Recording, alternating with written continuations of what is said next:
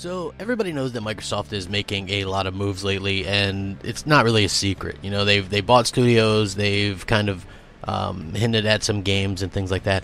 Still to this day, you have some people who think that these studios are just doing nothing. They're just sitting around. Microsoft bought them, but they're not making any games. This video is going to pretty much nip that in the bud in a big way, and this was some interesting stuff that came out that really is going to make a lot of people happy. I know when somebody forwarded this piece of news to me, I found it to be incredible and a great read. And of course, I'm going to link it for all you fine people so you can check it out as well. Hey, what's up, everybody? Crapgamer here with Crapgamer Reviews, back with another video. Thank you guys for checking it out. I really do appreciate it. Please hit that like, share, and subscribe button because I would appreciate that as well. It helps out the channel and it means a lot to me personally. It really does. So let's kind of jump right into it. So we know that these new studios are making games. Now we get a little bit of a clearer picture exactly kind of what's being worked on, in particular with one of my favorite acquisitions, if not the favorite acquisition from Microsoft, which is Playground Games.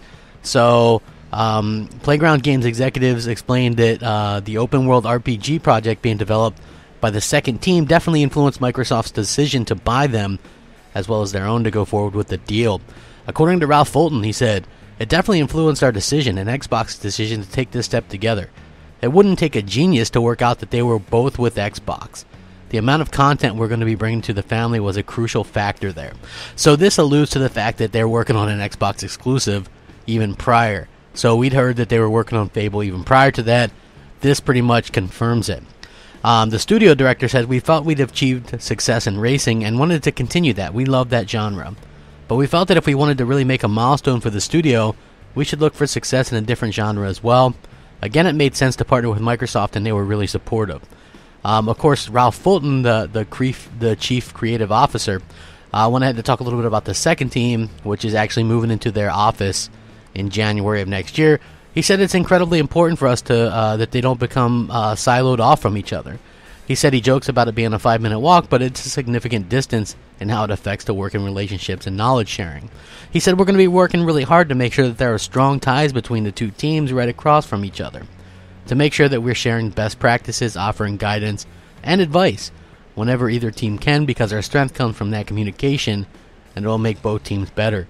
I do think it's a very good idea that for the first year or so that they're here, they spend time bonding with the overall culture of Playground Games."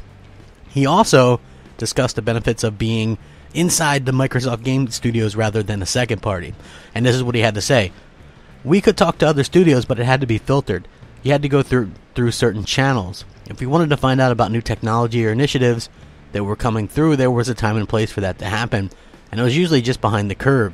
Now that we're a first-party studio, I can pick up the phone and dial out to 343 Studios, the Coalition, Ninja Theory, and we can start talking about technology, tools. All those conversations are easy to have. And hopefully we can get involved with the future for consoles and other initiatives, even though not a great deal of time has passed since the acquisition. Just before E3, end of May, there were already things that we've discussed that they had disclosed that we didn't know about. So obviously you guys know that the biggest rumor is that they're working on an RPG. It's Fable.